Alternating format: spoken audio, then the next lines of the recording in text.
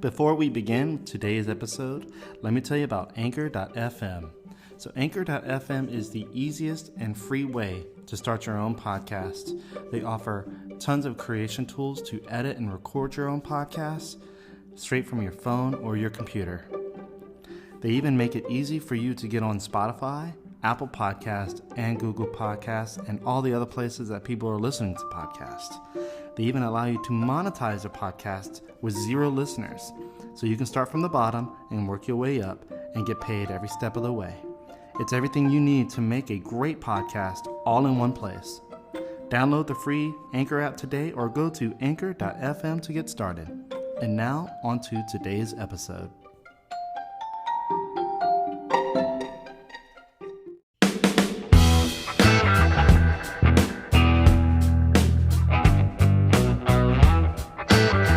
Hello everyone, and thank you for tuning in to the T Podcast by Developing Lafayette.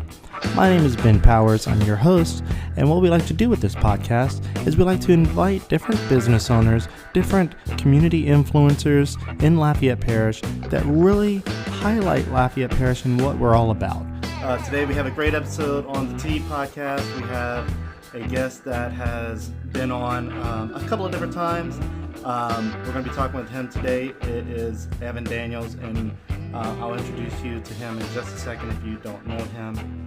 But first, I definitely want to make sure we thank you for tuning in, and we also want to make sure we get our sponsors up in the front here. So first off, the Music Academy of Acadiana, thank you for sponsoring the T Podcast. The Music Academy of Acadiana is Acadiana's top choice for music lessons. When it comes to,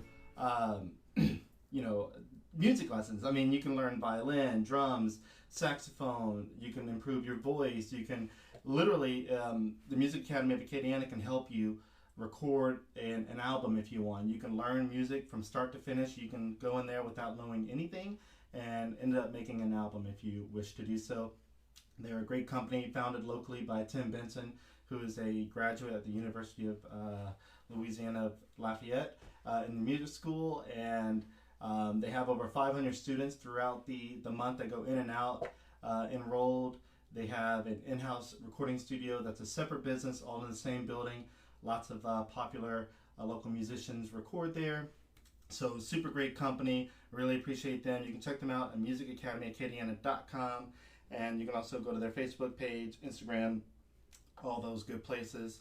And then we have the newest one, The Orchard, Acadiana's only authorized service provider for Apple devices. So if you have an Apple device, an iPad, a Macintosh computer, or MacBook, or Mac anything, or an Apple, give them a call if you need it to be fixed, or if you want some repairs done. They can make sure the repairs are done correctly without any flaws, and your screens and anything that you have are going to work perfectly. So really appreciate them. They actually supplied us with a brand new iPad so that we can be able to do these podcasts, video and audio, and hopefully go down without a hitch, because the past few episodes have been kind of clunky bouncing through that. So we really appreciate the Orchard.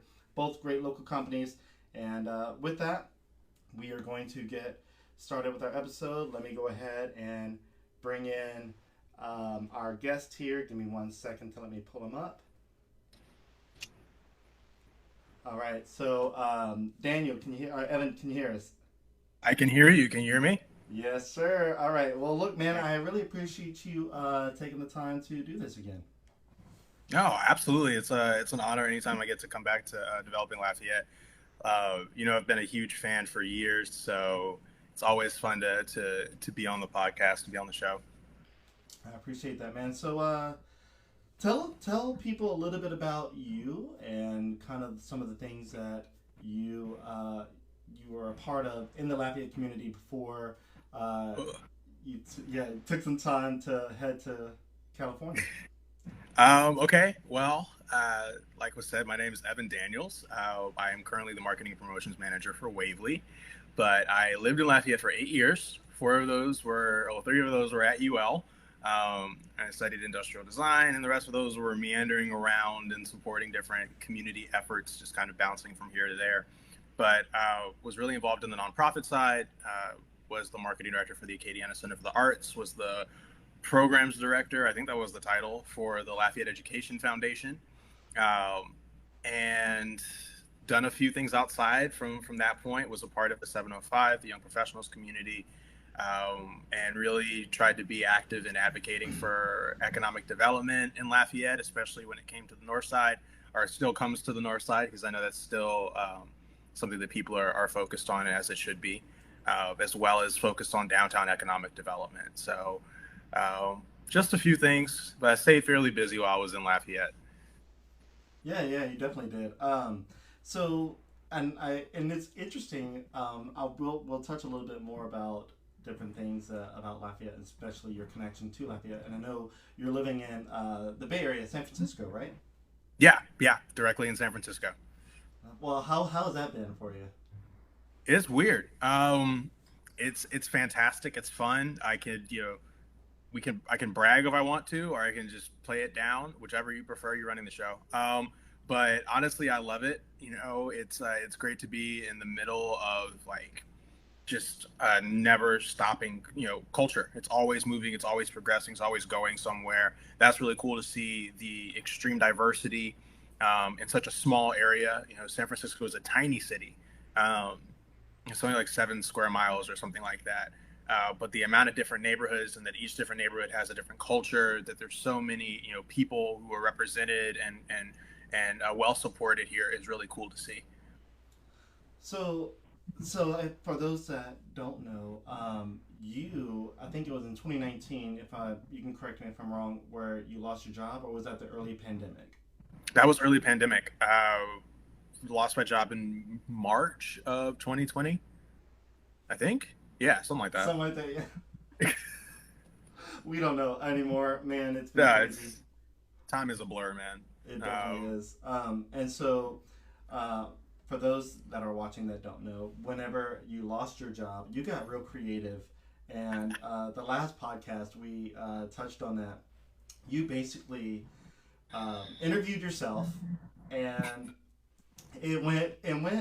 I wouldn't say like hyper viral, but it went viral enough to where people at LinkedIn actually noticed it. Yep.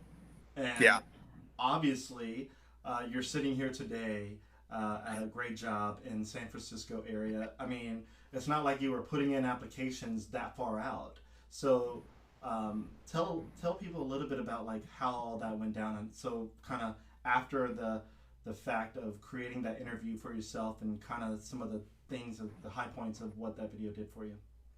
Yeah, I would say that, man, March of 2020. So yeah, lost the job, because of COVID. Then our nonprofit closed indefinitely, and my bills are not on a closed indefinitely cycle. So I needed to find work immediately. And so I started applying, but even beforehand, I knew that the amount of layoffs that we saw during COVID, which has been record high numbers, now I actually get to look at these numbers for my job. But, at first it was so staggering. And a lot of these jobs, outside of women really taking the brunt of most of those layoffs, as for an industry, the biggest section was in marketing. So I knew, being someone who has a background mainly in marketing or like production stuff, that like finding a job was going to be one of the most impossible things when everybody's laying off marketing people. Companies are getting cut down at that point. Most major corporations had closed their office. They were stripping down their staff. They didn't know where money was coming from. And so I decided to do what you said. I did a video, not a really great video, but like a decent-ish video of me doing a job interview with myself. And it was the most basic job interview. I looked up the top 5, asked questions, and then I asked them, and I also recorded me answering them, spliced it together, did all that great stuff. And it got me around 500 individual like headhunters or recruiters looked at my resume while I applied for several hundred jobs. And through all of that, Wavely reached out to me on LinkedIn, and you're right, LinkedIn did see it. And they reached out to me and Wavely reached out to me on LinkedIn, and they were like, "Hey, we would love for you to be our social media associate. And this kind of entry level position for our company, but we think you could do some cool stuff. We want you to do, the level of creativity you showed in this video." all the time. And so in May of 2020, I joined the team at Wavely. We were a company of 13 people. And it was a startup, right? Or it is a Yeah, startup. it's a startup. Yeah, so startup in the Bay Area. So at that point, everybody thought that COVID was not going to last nearly as long as it was. Right, that was May of 2020, and so they were like, "Hey, move to California in June. We're opening the office in July. You need to be here. This is not a remote position." So I was like, "All right, bet." Sold everything. That's when I think I talked to you. It was like, I got to move. I'm going to put everything into a car. I'm going to drive out here. I've never been to this area before. Floated around. And as of like 3 weeks ago, I just started going back to the office like once a week. Wow. So, as of 3 weeks ago? As of 3 weeks ago. Wow. So you've been at home the whole time? I've been at home the whole time. Like this view that you have right now. They're like, yeah, it's not a remote position. I'm like, dude, I'm here. So you moved all the way from Lafayette, Louisiana to California, San Francisco, California, for a job that was not a remote job. And then it ended up being where it was remote for the foreseeable future. Yeah, officially, I am the last employee required to relocate at Wavely. Wait, so they Shortly after I was hired, we hired other people, and our team has grown, thank God. But things have happened since then. But everybody else has never been required to relocate. We have a guy who's building our AI who lives in Canada. We have our data engineers in Phoenix. We have some super exciting opportunities for people sometimes in Lafayette. We're all over the place right now. And we have a team in China, team in LA, team in New York. So yeah, I'm the last one who was like, hey, you have to be here in person. Okay, so I kind of want to, I guess, for lack of better words, pick your brain on the idea of remote work and in office work, because kind of before this variant spike that we kind of, I don't know if we're getting out of, or we're kind of over the hump. I can't really figure that one out. Apple was pretty adamant about telling their employees, like, we want you back at I forget what they call it. It's like a spaceship looking building, their home office. The Circle? The Circle. And so, and a lot of the employees were highly rejecting it, like, no, we don't want to come back, for their safety or whatever their issue was with that. And so what is your take on a company like Apple, since you work at Wavely and it's a job kind of search platform, what is your take on that stance? I mean, okay, so I think when we look at these really big companies like Apple, Amazon, Netflix, Microsoft, Uber, Twitter, all of the big tech guys, we see a lot of different perspectives on work from home. A lot of companies have realized that productivity isn't as drastically impacted as they thought it was going to be by having employees work from home, which was the biggest argument of having people in the office. We can ensure the productivity is going to be through the roof, whatever. But the fact that, I'm working from a laptop every day, I was going to be working from a laptop. I was in the office. I have an internet connection. I'm still talking to people. All of these small facets that make up a regular workday can still happen in a remote setting. I think it actually, what we're seeing with companies is the question of how much do you trust the people that you hire? And I think that's where the remote work actually is what it's actually about, right? We have a very flexible work culture at Wavely. Our hours are 9 to 6, but if I have a doctor's appointment, I can go, I can come back, right? If I decide to work until 10, there's nothing crazy, no issues there or whatever. On the contrary, Reed Hastings from Netflix was quoted saying, like, hey, the minute the vaccine's available, I want everybody at Netflix back in the office. And so I think on the talent side as a job seeker, I think it's something that you have a right to choose between one or the other. You want to work in an office all the time? Do you want to be remote? But I think if you're a hiring manager and an employer, you've really got to ask the question, do you trust your employees? Because if you do, right, and if you can, I think that's the other question, are you hiring talent that's trustworthy? then going remote and work from home is not a problem. Um, Right. and it's actually a great thing. Sometimes it even increases morale. Sometimes it even increases productivity because people are now working in a comfortable environment on their own schedule, right? They're able to get things done. They also don't feel the becoming pressures of family versus work. They can balance both of those a lot easier in a work from home environment. But I think if you trust your employees, like our company trusts us, and it's a huge benefit to all of us. So when we go, yeah, like I don't want to come to the office today, right? So I'm not going to. I'm staying right here. I'm not leaving my apartment until after work. But that's because the trust is there, and Yeah. that's also because there's a really high demand on us doing our work, and So so this really kind of it puts kind of a, opens it up. yeah, it definitely opens it up. It kind of puts a new perspective on the term self motivated. So, Yeah, because I know on like a lot of resumes or job applications or when people are looking for employees, you have to be self motivated, and I think in a work environment, an in person work environment, to be self motivated is there's still a it's still a thing in an in person thing, of course, but it's almost easier to be motivated around groups of people that you can be in a same room with and have that same energy. So if you see, you know, absolutely. Bobby Joe working their butt off, you know, you're gonna be like, well, if I don't look like I'm working, you know, Right. is that going to be an issue? And so working from home, you really don't have that feeling of somebody looking over your shoulder. I mean, I know there's ways to monitor digitally, you know, Yeah. activity, but um, so like that's an interesting thing there. But you know, as like you said, it comes back to you know trusting your employees. Yeah, and I mean it's an office culture thing, honestly. And you're right. Like you can have a little bit of peer pressure in the environment of, man, I need to deliver. Everybody else is working. It's, 2 o'clock in the afternoon. People are getting stuff done. I need to be doing that. I feel that pressure though, like on a regular basis. And I'd say that you still can. It changes your company culture though. It does. Because now you have to really communicate. You have to be really honest and really straightforward with your employees about what's expected, what has to be done. Right? You can't spend all that time micromanaging. So Right. you've got to put stuff in place that gives employees a direction to go in and the guardrails to do it.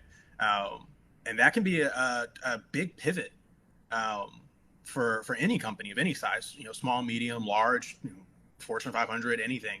If you're having to really change the way you work, I think if you can master the work from home culture and like the flexibility that provides for your employees, that honestly it's going to be for the better, and you can knock it out of the park. Yeah. But um, at first, it's going to be tough. Yeah. It's an interesting thing to see kind of what's happening, and so I kind of want to get your take on what does the future kind of look like in your perspective? I know in your position you are a part of marketing and promotions for the company, so you have Yeah. to, you know, you have to direct marketing and budgets and everything towards a certain type of advertising. So, what type of trends are you seeing in the job hunts and the job I guess advertising things that you see out there? I think people are sick of it. I think that's the trend. People are effing sick of it. Um, this is a job seekers market, and it's a really exciting thing. And I'm going to tie those two together, I promise. Um, but for companies and for people who were working during the pandemic, if they had a job, right, and it was a baseline job, they most likely were treated like crap. And before the pandemic, being treated by crap, like crap, by your company was par for the course, Right. right? But then we got these stimulus checks. Then we got a little bit of more. We had all these things change, and like whether you like the stimulus check or not, it doesn't really matter. It was a fact. It happened, and what it did is it gave people the freedom to say like, wait, I'm an actual person. I'm not just an asset for this company. No, I don't want to be talked to like that. And so we're in a period right now that we call the Great Resignation, where it's not just these layoffs; it's people who are like, no, dude, I don't want to work for your company. Mid COVID, post George Floyd, like all these things have happened. The Capitol attack, all these things have happened that have really made people go to their employers and say, yo, what do you like? What is your values? What do you care about? And so I think when it comes into the advertising space, we've just aligned our brand as Wavely, and it's been one of the biggest pushes I've been a part of. I've always supported honesty in a marketing space. Is that like, if people hate job hunting and they hate having to twist and contort themselves in a cover letter and a resume, then like we should just embrace that they hate that. And we should be honest that like no one enjoys that. I've never met a single person who enjoys rewriting their resume or writing a cover letter for X amount of jobs they applied. And then like as a hiring manager now, I hate reading cover letters. They're the worst thing. I don't like them. They're not good. And like, even if you can tell when they're copy or pasted or not, but also I'm not judging the talent for copying and pasting cover letter, even if it doesn't have my company name on it. I got one a couple weeks ago that had Amazon Web Services instead of Wavely as the company they wanted to work for. And I was like, dude, I get it. So I think the trend that we're going to see, and is a trend you're seeing across the board, all of those pieces kind of come together into like the we're sick of it mentality, right? My generation, we always kind of joke that we grew up in the age of spin, right? Where news was consistently cycling stories, and it was really hard to get to the truth of the situation. And honestly, you just had to pick a side and roll with it, right? And you didn't know if that was the right way or the wrong way, but that's what they're saying is what I'm going to do. And so the idea to say like, wait, this whole thing sucks wasn't an option when we were kids, right? It was finger pointing options. Well, now we're at a place where we can go, no, the whole thing sucks. The whole way that we look for a job right now is terrible. The whole way that people get hired is terrible, right? That whole system sucks. And so for us in a marketing space, that's our whole thing. We're just really honest about it. Sometimes that means we're a little edgy, in a way, but not really. I think it's just getting to the heart of what matters and saying like, no one likes this process. I've never met anyone, even if someone wanted a bigger opportunity, who was like, dude, I cannot wait to get on LinkedIn and update my profile, or like get on Indeed and start looking for jobs that I'm not qualified for or that I'm overqualified for. But either way, I don't want the job. No one's ever told me that was their passion. No. So how is Waverly, I guess, different than like Indeed or ZipRecruiter or any of the other 31 flavors of job searching platforms out there? I mean, you have to be professional, right? Because you can't say the things that you would say in a staff meeting. But I would say that the biggest thing for us is that we don't believe that it should be a job search or a job hunt. We believe it's a match. So what Wavely does is we prioritize human connection. Right? Okay. If you ever remember, like our grandparents or sometimes even our parents would be like, just go out there and get a job. Just go talk to somebody, just walk down the street to the grocery store and say, hey, I want a job, and they're going to hire you. And we were all like, that's not how anything works. Like I can't, but that was the mentality, right? Well, back then it may have worked. It may have worked. Like for them, it definitely worked, right? Like, but for me, I'm like, I can't wrap my hand around that as a concept of just walking down the street with a resume and be like, hey, hire me. But so for us, what we do is the first thing we do is we have an AI. We match people with jobs. We're not a headhunter. We're not a recruiter. But based off of the things that you have done and based off of the things that you're looking for, we match you with jobs that you're qualified for or that you're interested in. So that's what's happening on the job seeker side. On the employer side, it's the exact same thing. They get to say the position they're creating. We put it into a category, right? We put in all the different values. You can filter through some of those values. And so you end up having this two-way street connection, right? But that's just half of it. That's just finding the job. The other part that Wavely does that makes us unique is that rather than a job seeker being forced to give up all that personal information that you have on your resume, right, before you even know if you like the job, because it's there's a basic job description that if you're looking for a job as a customer support specialist, it's the same job description at every company. All right, you know what you're going to be doing, which means that the things that you do in your job is not the deciding factor for you with the company. It's the culture, it's the values, it's the benefits, it's all these other things that are not in that job description. So for us, we allow you to instantly message the person who posted that job. Okay. and ask and talk to them even before you send them a resume or send them an application. They can also do the same thing. As a hiring manager, I actually I do most of my sourcing outside of like LinkedIn and like Facebook, through Wavely. And so I can message talent that I think is going to be good for my team. And I say, hey man, let's consider it. I want to talk to you about it. What are you looking for in your next job? And so it becomes a conversation, which is exactly what our grandparents and our parents wanted us to have, right? And the more you do job hunting, the more you just go, man, I just wish if I could talk to somebody, then they would know how valuable I am. So with Wavely, we're saying, well, now you can. You can talk to somebody. You can talk to them even before you send them a resume or you fill out an application. And then if you do like the job, you send them your resume with a button. That's it. So the whole thing This is is actually really cool. right. Yeah, it's kind Like, of novel. You can sit in your snuggie with a glass of wine and chat with a hiring manager and find a job you actually like. That's the way I look at it. so it's interesting that you kind of I'm gonna use Biden's press secretary's lingo. You circle back to the time where before digital devices and everything else. Our grandparents, they were like, oh yeah, like you said, walking down the street, just go get a job, talk to somebody. You guys had kind of essentially digitized that in a way that is more understandable for the current job hunter in their 20s and 30s, right? It's what it Yeah, sounds like. So talking to absolutely. someone personally, it kind of it almost like whenever you were saying all that good stuff, it kind of popped into my head this one statement, and I'm still like on the fence of how I feel about this statement because it does matter depending on which side you're on. Is it's all about who you know, and Mm. so you can kind of like, and if I can understand this correctly, kind of get to know somebody before you Yeah. submit an application or a resume.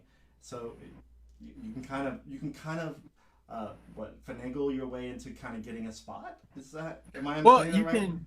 I would say that you don't feel like you have to finagle yourself. Okay. I think it's the exact opposite. We've grown up in such a culture that when we're looking for a job, we have to contort ourselves into this optimal idea of who we are, what we've done. Everything's got to connect together and make perfect sense. When none of our careers, none of our lives are actually like that, right? How many random jobs has any of us taken that if we were to put that on a resume, someone would be like, why did you do that? And you're like, because I had bills to pay, because I needed to survive, because I needed to make it through, right? Right. So no one can know you as a person based off of your resume. And we've gotten so close to this idea just across the whole board when it comes to network. I mean, I do it, right? Of how do we contort ourselves to the environment that we're in so that we can succeed? When, in all honesty, the thing that makes you a qualified candidate is you uncontorted, right? It's you not twisted to look like anything else. It's you, right? I look at my I would say one of my strongest qualities is probably my resiliency. That like when things happen, especially in marketing, I just can keep going. I didn't learn that from anything that's going to pop up on a resume, right? And I'm stubborn, and all my friends know it. Like I'm super stubborn, but that's what I need in working in a resume, in a marketing space. Again, you're not going to see that on my Yeah, you're resume not because gonna see that on the resume. Like I'm no, stubborn. right. But then You're you not talk getting to a me job like at that point if you do that. no. Like if I see that on a resume, I'm like, dude, well, this guy is confident. Right. But if that's exactly what makes me good at what I am or what I do, then there should be a way for that to be appreciated and that should be taken into account.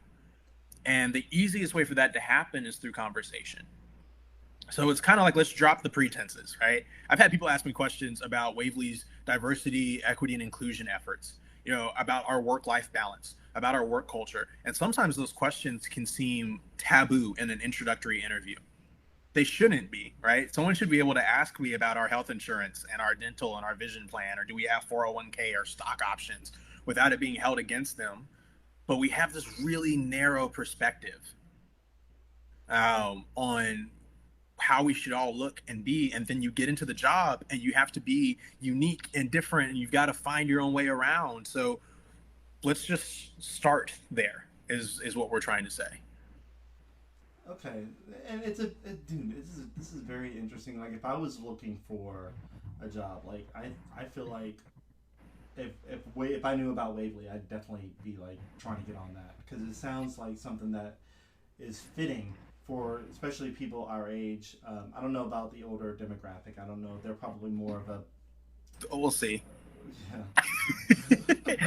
I mean, if I can get them, I'll be happy to get them. But Well, no, so what we're is your age range on there? Do you know that? yeah, absolutely. Our target demographic is actually women ages, and this is like bell-shaped curve. So anybody listening to this, I'm not limiting on ages. Okay, I'm not limiting on genders. We do statistics. It's a bell-shaped curve. So the top of the bell is 25 to 30. Right, Okay. that's the majority of our users are 25 to 30, and that skews. So if you're over 30, I'm not kicking you out. If you're under 25, you're still welcome to create an account. But for us, what we've realized is that is the perfect age for I kind of know what I want. Right, 25 years old, you just got out of college, you may have done like your first or second job. Right, that's pretty Right. much that whole window is like you are on your first or your second job, maybe even your third. You're not necessarily at like a superior level unless you've been killing it. But on average, you may be in a more seen that the top of that junior level of work, right? Associate, senior associate, coordinator, senior coordinator, maybe a junior manager position, which is just long enough for you to go, I know exactly what kind of culture I want. I know exactly what kind of company I want to work for. And if I don't, I know exactly the kind of company I don't want to work for. Right. That's our target demographic. That's really cool. So 25 to 30, and you said mostly women. Mostly women. We have just recognized that we have strong product market fit, mainly with women. And hey, I'm in love with it. I think it's great. Especially Yeah. knowing, how women were impacted during the pandemic. The fact that we're coming up with the platform and building this thing that seems to give them an easier way back into the job market based off of how they were treated before. I'm in love with it. Um, that's awesome, man. So I don't know if we touched on this, but so there seems to be this kind of thing where there's like a hiring need. Like every company in the world seems to be hiring, and it doesn't feel like they're able to get anybody. Like even Yeah. though like locally, a lot of the small mom and pop shops, um, what is your take? And you like you may have mentioned something on to this line, but it maybe didn't go into detail. But what is your take on, you know, the difference? Why is there a hiring need, but why is there no? I guess it kind of correlates, but why is there nobody getting the jobs? Like, what do you make of that? So, so there are a couple of things happening, right? This is a complicated hiring is a complicated system. It's never as simple as evil business owner and unlucky talent, or vice versa, or stuck up talent and humble business owner. Sure, those are outliers, but in the real world, what we're dealing with is companies that really tried to stay in the middle during this really intense polarizing political season, right? Um, and you're also dealing with talent and people. Honestly, let's just say it. Like, people have been pulled in every which direction, have been tested physically, emotionally, even spiritually to an extent, right? Of this the whole pandemic, all the social issues that have happened during the last year and a half, right? And if work is where you honestly spend most of your time while you're alive, then Right. it's going to come out, right? We're spending, 8, 10, 12 hours at work. And in the middle of, race stuff getting to a higher level, the Capitol attack, the president election, climate, fire, hurricane, all these different things, that impacts people. And so I think, one of the reasons we saw so many people leaving, right, is because they could afford to take care of themselves. In the recessionary side of it, right? The this great stepping away, the great quitting, really is saying like, no, I need to take care of myself. I can't deal with the usual BS that I would have dealt with in a 2017 kind of area, Yeah. right? And then at the same time, being human has mattered more than ever before. And that's not necessarily something that mattered a lot when you were working in the service industry, right? You know, if you felt bad, if you felt tired and all these different things, like you're just supposed to suck it up and Yeah, ignore suck it. it up.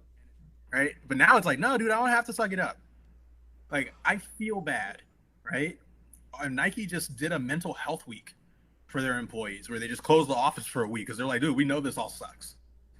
Okay. So being in a world where that's becoming more of a norm and like understanding that we need to treat the people we work with like people, which is such a novel, like, right, Yeah. is what we're seeing. And then on the hiring manager side, you have an indicative culture that has been built around someone needing a job. Right? Well, you've got this new generation that is finding every which way to make money without having a 9 to 5. And I am here for it, and I love it because what it does is it turns this, in a way, predatory way of hiring, which is just how the system plays out, where we hire people knowing that they need a job and we feel that they need us. We don't need them, right? That they're all replaceable and all of these things. No one wants to be treated that way. And No, I'm no, not I saying, definitely don't either. Because like I've heard that before. Like, oh, everybody's replaceable. I'm like, but I think I have value. Like, why right. am I just that replaceable? And I don't think that in saying all of this, I want to be really clear that I don't blame any, I don't take this out on like an entrepreneur or a business owner or a hiring manager or a recruiter. I think this is the cultural system that has been at play for a very long time. And I honestly think that most of the people who are involved in like these different places, they're not pulling strings. They're just a part of the same system like the rest of us. We built a whole system on hiring people and paying people and treating them like crap because we believed that we owned them and we treated them like they were assets or like property instead of like people. And so what you're seeing now is people going, no, I don't want to be treated that way, which is what's leading to this people leaving. And it's also saying, I want to be at a company where I can be a person, which is what you're seeing with the issue with the hiring side, right? At the Yeah. same time, one of the industries that took a big hit was the recruiter space. And Okay. so people who their whole job is to find people, to hire people. Like, I'm a hiring manager. I have tasks to do outside of hiring. I hate hiring people. It's like my least favorite thing to do. I'd rather go to the dentist and have them take my teeth out and put them back in. Like, I don't want to hire people because I have things I want to do. Recruiters, their whole job is to hire people. Well, what happens when your company is doing layoffs and you're not hiring people? Suddenly they don't have a job. So these HR departments, these recruiters have been cut down. There are companies that are massive that have lost 50% of their hiring staff, right? They still have these jobs that are now opening up because we've established new profit lines, we figured out ways to make business work. So we're hiring people back and we're getting all these candidates that are really excited. You know, if I could work at Netflix, oh, if I could work at Nickelodeon, you know, I'm trying to find a new job, whatever. If I could, I will. So they're applying for it. So the number of applications going in per position has quadrupled in like a year. Yeah. You may get 200 resumes for a basic job, which is average. It's like average, right? Now you're getting close to 1,000 resumes. That's crazy. And What? That's a big difference. yeah, because now you have people who are looking for new jobs, right? You have these people who have stepped away from their previous crappy job and they're going to these companies that are known for treating people well, not necessarily Netflix, but they're going to other companies that are known for treating people well. And they're working on it. They're doing that kind of stuff. Um, so as they're reaching out to these companies that have really preserved company culture, the recruiters and the hiring managers are overwhelmed by the amount of applications and resumes they're getting, which makes it harder to find the right person. And that leads to more ghosting, more frustration where they're not responding back to emails because they're not getting through 1,000 applicants per job. That's impossible, right? So Right. you're building a circle of spite, which means that there are talents applying for more jobs. Hiring managers still don't have more hiring managers. And you kind of get this infinite loop going on, right? And so you get stuck with people from all over the place, people who are unqualified, who are overqualified. Everybody's trying to get the same job, and it makes it harder. Right? Yeah. So hiring is taking a struggle. At the same time, the crappy jobs still exist, which are really the ones that are struggling to hire. Yeah. And honestly, it's because they won't change how they want to treat people. So You they'll know. come up with incentives and they'll do other stuff where they have signing bonuses or Amazon did a $1,000. If you interviewed with them at a certain level, then you got $1,000. Like, just here's a check for $1,000. Yeah, you get a You're doing a good bonus job. for interviewing. McDonald's did the same thing. But these are companies that are not changing company culture to match what's happening and what people are looking for. So they're incentivizing you to see yourself as less than, or see yourself as you used to look at yourself when you came to a job, which is why they're not hiring. It's why they're not finding people. And the people who are really looking for qualified people can't, because they're getting all these freaking resumes in. That's 4 times the amount of resumes, and it's legit a needle in a haystack. So you have all of those factors happening, and what it leads to is people walking away from bad jobs, people not wanting to work at bad jobs, and it being really hard to find the right people for the good jobs. That's so wild, man. We're in a weird spot. We're in a weird Very, spot. very.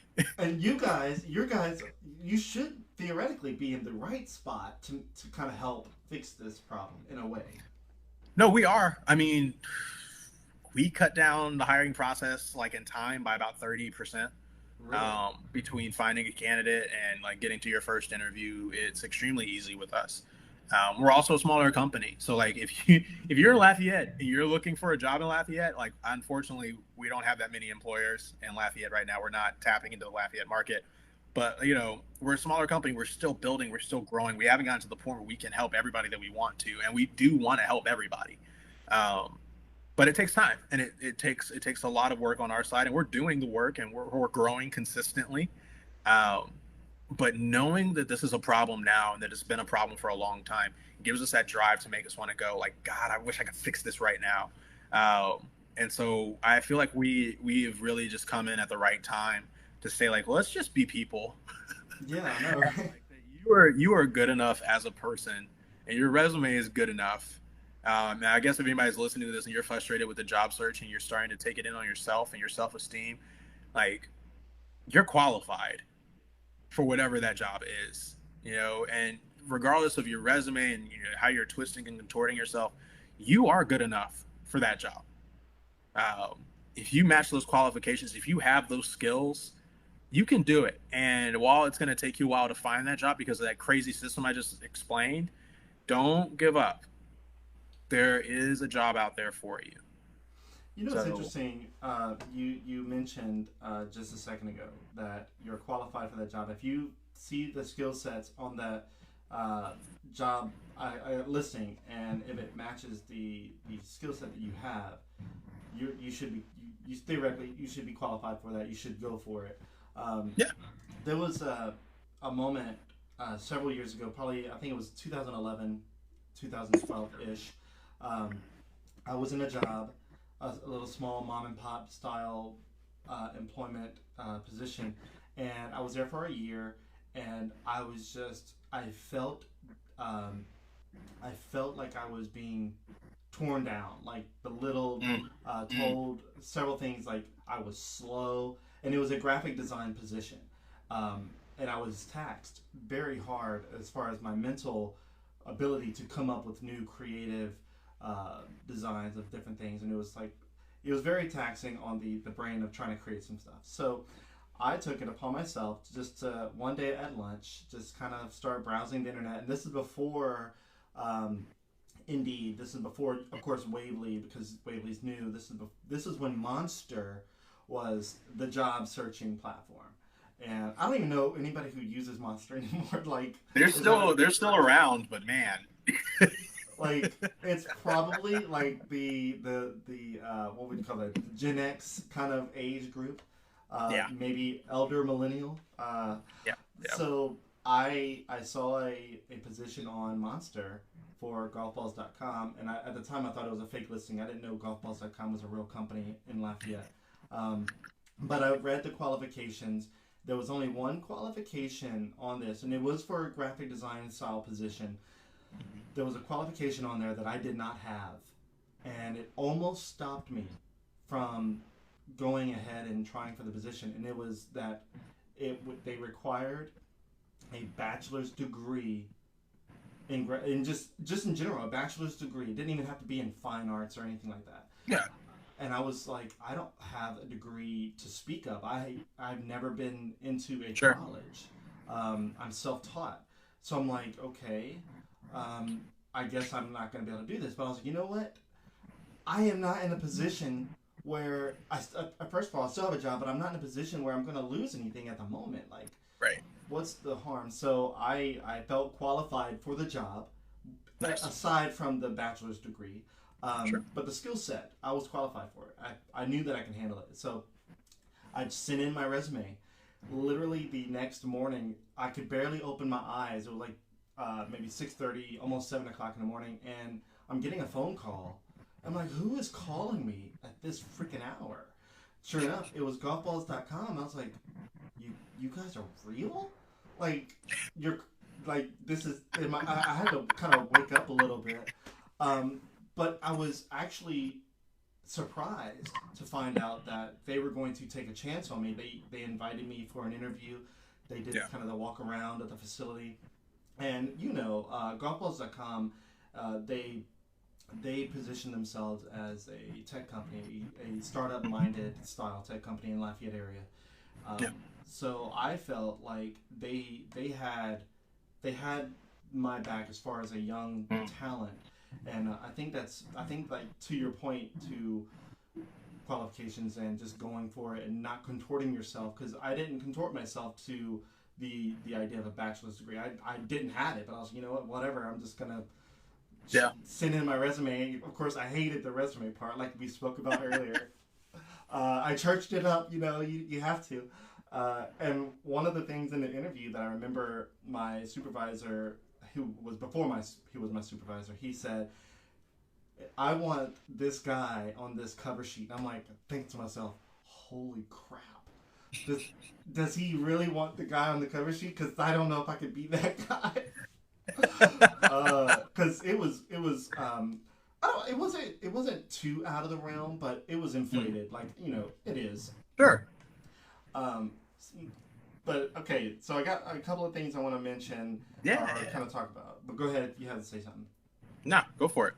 I wanted to mention that when we were talking, a thought popped into my head, like in the hiring issue and the staffing issue is, I know last year there was, in previous years too, there was a big push to increase the minimum wage and all this good stuff. What I find interesting is a lot of the pushback that we were getting a couple of years ago, pre-pandemic, all of a sudden, now that we're in a staffing shortage and nobody can get, there's hiring signs everywhere. You're starting to see the hiring signs also with subtext offering $10 an hour or $15 an hour. Sometimes companies are even offering more. Do you find that interesting, or do you expect it? Like, what's your thought on that?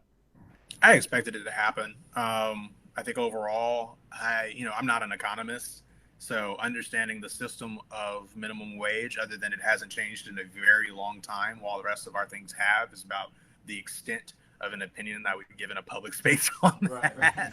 But I think what you see is that it's the supply and demand. It's the basic side of it, right?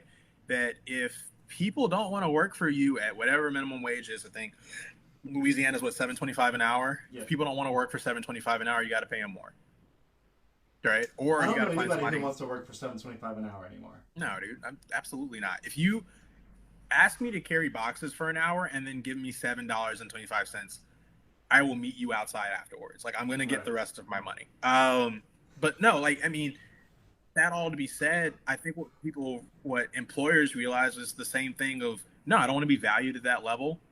And so that leaves you in two positions, right? You either have to go find people who are willing to be devalued, or you've got to raise what you're willing to value people at.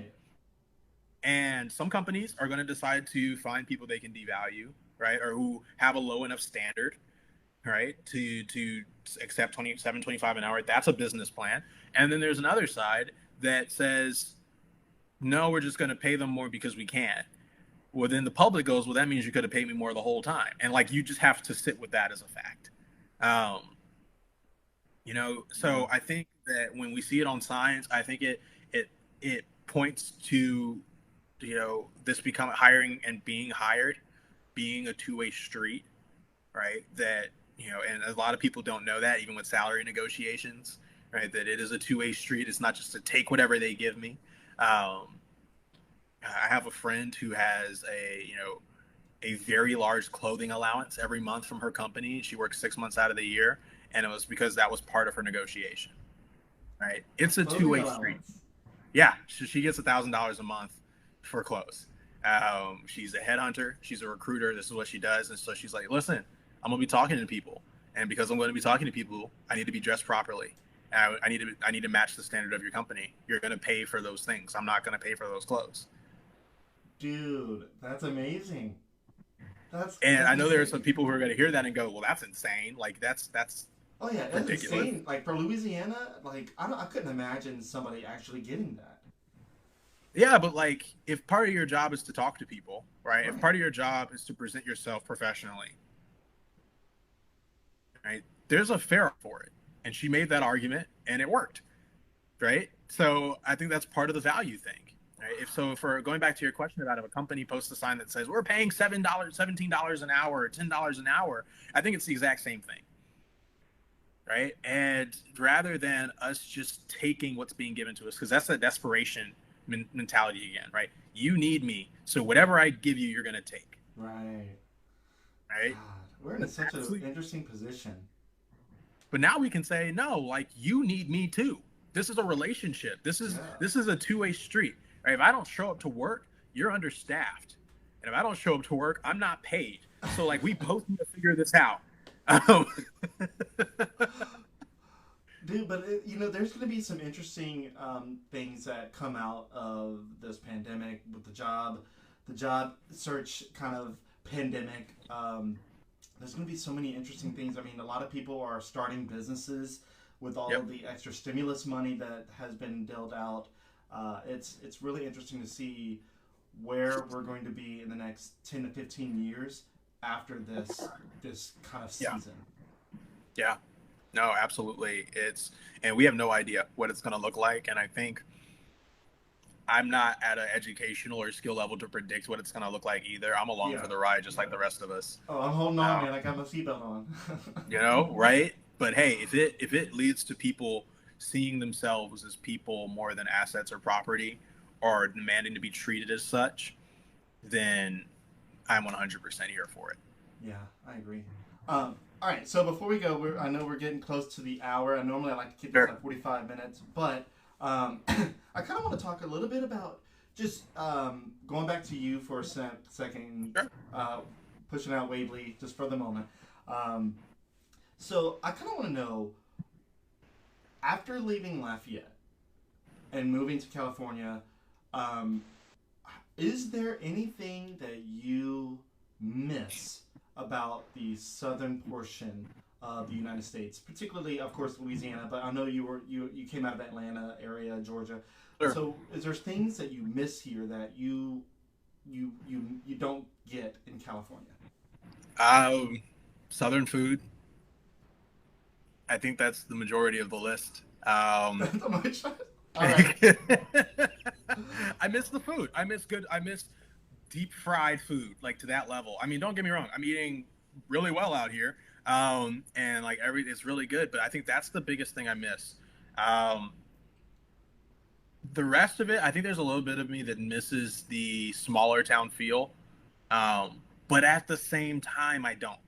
Right? And I think that's how it is for a lot of this stuff, where I'm like, I miss my community. I miss the friends that I had and the relationships that I built, and and that kind of stuff, and the people that I got to work with and the community I got to serve. I miss that. But I'm also excited to serve in the city and to be a part of it out here. So I think that it's really that kind of back and forth on a lot of stuff other than deep fried food. Is that I really do miss it, but I also am really happy for where I am now. I thoroughly enjoy where I am now. I think there are a lot of benefits to where I am now. Like, are people hospitable there, kind of similar to the Southern culture? Oh, so in the South, people are polite. In the Bay Area, people are nice. Okay. I think that's the easiest way to say that. Like we know how to be polite in the South, right? And like we know how to be cordial. But it doesn't necessarily mean that's how we feel. Right. there's a standard on how we have to talk to each other and like how we interact with each other. And you can have that conversation, that polite conversation, and you turn your back and go, F that guy. Like, you know, it's that's a very Southern thing to do, right? We have a whole statement for it. It's bless your heart, you know? Like, Yes, I was about to say that, dude. right, you know? Here, no one's, like, I've had to explain to a couple of my coworkers what bless your heart means. But the people who want to talk to you or who are willing to talk to you genuinely want to talk to you. Okay, that's a weird thing to think about. Like, yeah. They're not polite. I mean, you're going to hear all kinds of stuff. It's not going to be that place, but there's more niceness.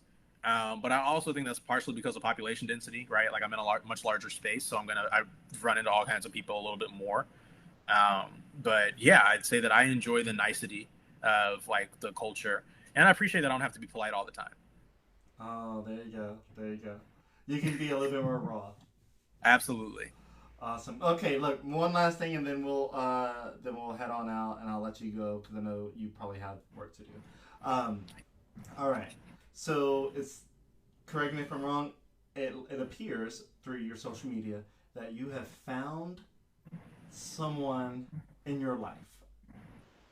Yes. I didn't know. I tiptoed around it because I don't know. Like, I don't know if it's been made like 100% official. I may have missed that. Yeah, it's been a year. That's awesome, dude. I did see that post about a year, and I was like, okay. I don't know how. Like, obviously, I've seen pictures of you guys together a million times now. I'm like, okay, obviously that has to be a girlfriend, but like, tell me a little bit about that. Like the short high story of that. Oh my God, she's gonna be so embarrassed seeing this. We connected on Facebook in August of last year. Her name is Romina. She's a speech pathologist for a certain school district out there. I don't remember I think Contra Costa School District.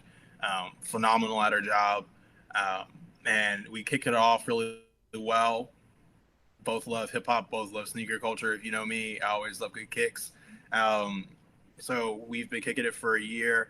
It's been thoroughly fun. I think probably the most fun we have is honestly just hanging out together. Our very first date, I accidentally got both of our cars locked in a parking tower overnight. And it's been up. It's been going up since then. She came with me to Lafayette in November of last year, and I graduated from Leadership Lafayette. Shout out to class 33. But you know, like I think it's cool. It's, you know, it's a great. I'm very grateful to have a partner that I can kick it with and supports what I'm doing and supports the growth and pushes me to continue to grow as I do for her. That's awesome, dude. Look, man, congrats on everything so far, the success that you've had with Wavely and moving out to the Bay Area in California, and of course your romantic life. Looks like everything's blossoming. Look, man, I can't wait to see how the story unfolds for you more. I don't know if we'll ever have the podcast again because we've had 3 of them, I believe. Yeah, honestly, we can't milk it much more. I know, right? Look, but I think it's great. I wanted to touch base with you just because, of course, there was a Facebook post where somebody had tagged and talked about the prior episode, but I did want to kind of touch base with you and just kind of talk and kind of learn how things are going, and I'm glad things are going well for you. Things are going good. Thank you for reaching out. I'm always happy to do this. And when I'm in Lafayette, of course, we'll hit you up. Awesome, man. Look, before I leave, Skip commented, and you could probably see this once the episode is over. He commented to saying, "Come back." Look, Skip, we can talk salary, man. That's what I'm saying.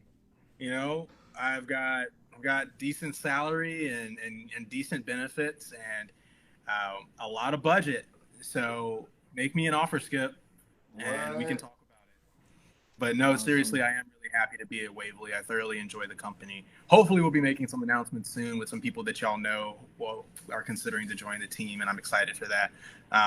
And you know, love working with some of our great people. We got to work with Aileen Bennett earlier this year. Rally is our SEM agency. So we're still getting to support the Acadiana area, and that's a lot of fun as well. And I get to be creative. We're going to do some crazy stuff, so continue to check on my socials and all that kind of stuff. I think I'm Evan the Daniels on everything at this point, at Evan the Daniels. But yeah, feel free to follow and go from there. Awesome. Well, look, Evan, it was a pleasure. Hopefully, I catch up with you a little bit more, maybe at a later date, maybe not the podcast, but if you're ever in town, maybe hit me up. Maybe we can do lunch or something, depending on your schedule. But yeah, man, look, I hope you have a great rest of your day, great weekend, and I look forward to seeing how things go for you. Absolutely. Thank you so much, man. All right, Evan, you have a good one. You too. Okay, bye. All right. And guys, that is all for the podcast. I appreciate you guys checking this out. Again, check out our sponsors, the Music Academy of Acadiana. You can see right there on the screen. And then, of course, Orchard, which is Acadiana's only authorized Apple service provider. So check them out. And that is it. And we hope you have a great weekend, and we'll see you later.